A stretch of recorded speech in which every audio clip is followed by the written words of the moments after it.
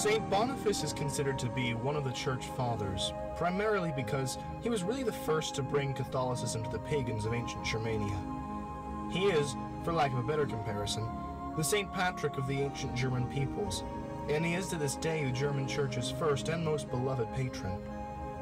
St. Boniface is also a great saint to bring up around Christmas time, the reason being that he is credited as the inventor of the Christmas tree. The details surrounding that event, which we will discuss in depth later on, as well as his ministry in general, reflect a man who not only had a profound and inspiring ability to reach out to those who needed the love of God most, but also the spirit-filled communication skills to reach them where they were.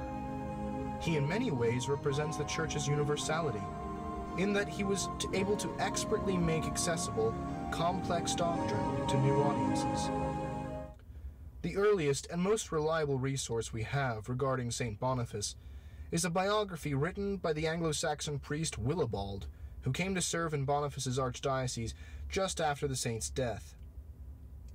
It is from this ancient text that we draw our knowledge regarding the detail of St. Boniface's childhood, ministry, and eventual martyrdom at the hands of Frisian bandits. St. Boniface was actually born with the name Winfrid, in a part of the ancient kingdom of Wessex, or Kingdom of the West Saxons, now known as Devon, England. Willibald writes that, even at the early age of 5, Winifred showed great interest in the spiritual. He would often go out and meet the priests as they went about their house calls, asking them questions regarding deep matters of faith. When he was still a boy, Winfrid approached his father about the possibility of joining the monastic life. Up until this point, Winfrid and his father had had an excellent relationship, but upon hearing that his son intended to become a monk at such an early age, Winfrid's father rebuked him soundly.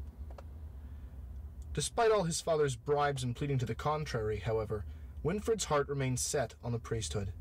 Eventually, his father grew ill and upon his deathbed relented, giving his son his blessing to join the seminary. After that, things moved pretty quickly for Winfrid. He studied at a Benedictine monastery just outside of Winchester and became a priest at the age of 30. He then taught in the local school for a while, that is, until his abbot died.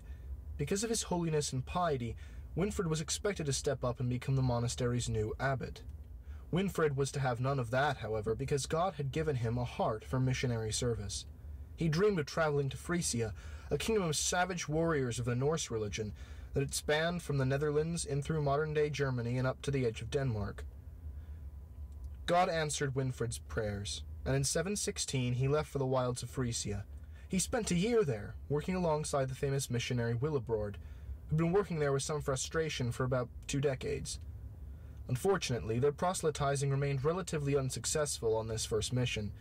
A war between 2 local kings made conditions difficult, and no one was particularly receptive to the Gospels. Winfrid knew that he had to step back and take another look at how he was doing things. He needed rest and spiritual rejuvenation, as well as the safety of Christian friendship. He therefore retreated to his old home in England, where he spent the winter in prayer and meditation. Willibald writes, quote, "Therefore the saint, when he had dwelt for a moderately long time in the barren land of the Frisians, left the region that were withered by lack of the dew of celestial fruitfulness, and taking with him his travelling companions, departed to his native country, seeking the retirement of his monastery. He there, received by the love of exulting brethren, spent also the winter of the 2nd year, that he might imitate the apostolic voice of the teacher of the Gentiles, saying, For I have determined there to winter." Winfrid finished his respite, ready to start again. This time, however, he was going to start his mission off right. First thing, he made his way to Rome to receive the blessing and guidance of Pope Gregory II. Their meeting went well, to say the least. The Pope went ahead and made Winfrid the missionary bishop of all of Germania. He even gave Winfrid a brand spanking new name, Boniface. Boniface was now a new man, both spiritually and nominally, and he was ready to return to his beloved Frisia. Unfortunately, things weren't so hunky-dory when he returned. See, as previously mentioned, the Frisians were Nords, or put another way, Vikings. Like other Vikings, the Frisians followed the Norse religion, meaning they worshipped a lot of the folks that you might see in a Marvel superhero movie. Folks like Thor, god of thunder, for instance, or Loki, god of chaos and mischief. Now, it's said that old habits die hard, and pagan religion is no exception. When St. Boniface returned to Frisia, He found that even the few communities he'd managed to convert his first time around had reverted back to the old Norse ways, worshipping folks like Thor and Loki as though they'd never even met Boniface. Needless to say, Boniface was not happy. Emphasizing his frustration was the fact that it was Christmas, but of course the Frisians weren't celebrating the birth of Christ.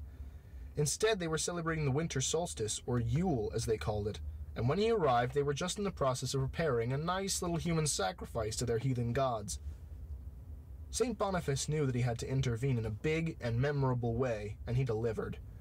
Not only did he turn the Frisians' hearts towards Christ, but he changed the way Christians would celebrate Christmas forever. Now, what one has to realize is that Norse human sacrifice couldn't be done just anywhere. They had to be done at a holy place, and for the Frisians, that place was the Oak of Odin, a magnificently large oak tree that stood on the edge of a cliff, and stood as a testament to the Norse chief god Odin. Now, when Boniface saw the Norsemen preparing their human sacrifice at the base of this great tree, he knew exactly what he had to do. Grabbing an axe, Boniface ran towards the great tree and began to chop the tree down. The Frisians were too stunned to do anything. Legend has it that just as Boniface was about to take his final swing, a mighty wind came and blew down the oak, signifying that God himself was aiding Boniface in taking down Germanic paganism. The Frisians recognized the hand of God in this act, and instantly they renounced their paganism, turning their hearts once more to Christ. But then came Boniface's defining act, an act that highlights his ability and the ability of the Church to reach out to people in ways they can understand to bring them closer to Christ, and an act that would influence the Western celebration of Christmas for years to come. Boniface had converted the hearts of these Frisians, but he had inadvertently left a hole that an important part of Norse culture had once filled. Boniface recognized that the Norse had a love of nature, and he knew that, though their hearts belonged to Christ in the moment, he would have to use that love of nature to bring them closer to Christ and keep their hearts his forever. Tradition tells us that Boniface then went and selected a small pine tree, which he pointed out to the Frisian crowd. Like St. Patrick with the shamrock, Boniface then used this little tree to explain several deep theological principles. He used the triangular tree's 3 sharp points to explain the Trinity. He emphasized that the tree was evergreen, representing man's immortality due to Christ's incarnation and ultimate sacrifice. Finally, he drew their attention to the tree's pointed top, which he said would remind them to look toward heaven during the Christmas season. The comparisons worked, and soon the Frisians were chopping down pines and bringing them to their homes to commemorate both the Christmas season and their devotion to Christianity, a tradition that we continue even to this day. St. Boniface never returned to England. Instead, he lived out the rest of his life in his beloved Frisia, converting and serving the people there. Eventually, he even gave his life for the Frisians, dying a martyr for the faith. St. Boniface lived a holy life, working to convert the hearts of those he loved by reaching out to them in ways they could understand.